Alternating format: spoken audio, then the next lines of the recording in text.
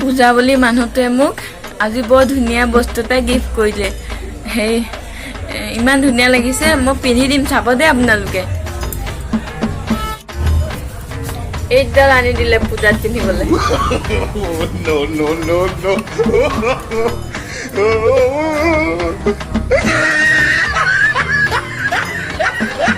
এইডাল আনি দিলে মোক আজি পূজাত পিন্ধিবলৈ, আৰু কুকুৰ এটাও লৈ দিছে।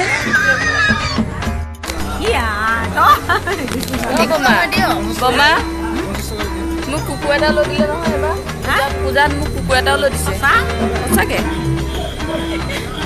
ডাইমেণ্ড চোফা এটা লৈ দিছে। এইটোৱে মোক লৈ দিয়া কুকুৰটো, কেনেকুৱা লাগিছে বাৰু?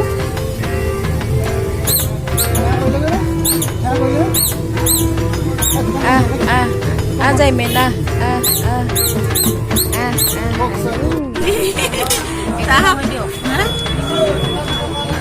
বমাৰ লগতে আজি ভাতকেইটা খাওঁগৈ নহ'লে। বনাই থৈছে ধুনীয়াকৈ। একো যে বনোৱা নাই এতিয়া, বনামগৈ ভাতকেইটা বনাই থৈ। মাংস কি হ'ল?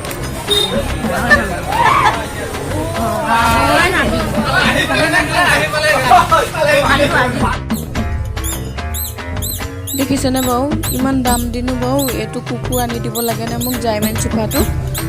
ইমান মানে মই যেনিবা ক'লোঁ সেই বুলিয়ে বাৰু ইমান দাম দি আনি দিব লাগেনে এইটো কুকুৰ? এইটো কাৰণে ইমান মৰম লাগে, যিটো বস্তু বিচাৰোঁ আনি দিবই। এইটো ডাঙৰ সৰু কথা নাই, দামী কম দামী কথা নাই, কিয় আনিব লাগে এনেকুৱা কুকুৰ?